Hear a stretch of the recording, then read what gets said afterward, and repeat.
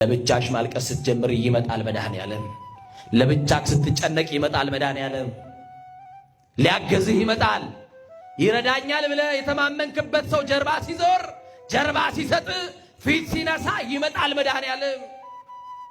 ብዙዎች ልብሳችን መቆሸሹን አይተው ሲጸየፉን የማይጸየፈን እጆቹን ዘርግቶ የሚያቅፈን የበረከትና የምሕረት አባት መድኃኔዓለም ይመጣል።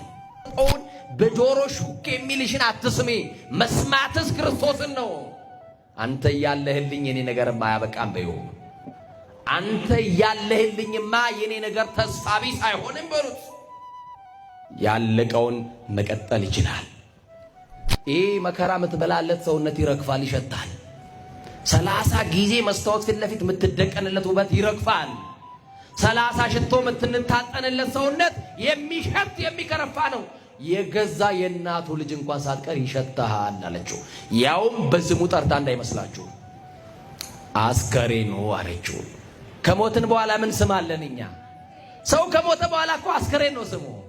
ሞተንም በስማችን የሚጠራን መድኃኔዓለም ብቻ ነው።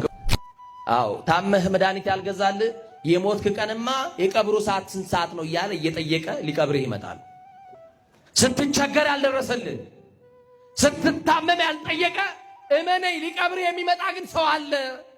ቀና ብለን አናይም እንጂ ቀባሪዎቻችን ብዙ ናቸው። አንዳንድ ጊዜ በተስፋ መቁረጥ ውስጥ እንሆንና ይሄውና ጠዋት ማታ እየሄድኩ ደጁ እያለቀስኩ እግዚአብሔር እኮ ዝም አለኝ የሚሉ ሰዎች አሉ።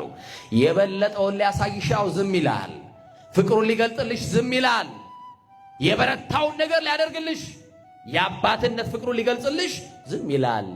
ዝም የሚለው ከተኛህበት አልጋ ብቻ ማንስቶ ፍቅር ሊገልጽ ሳይሆን ከተቀበርንበት መቃብር አውጥቶ ፍቅሩን ሊገልጽልን ይፈልጋል መድኃኔዓለም።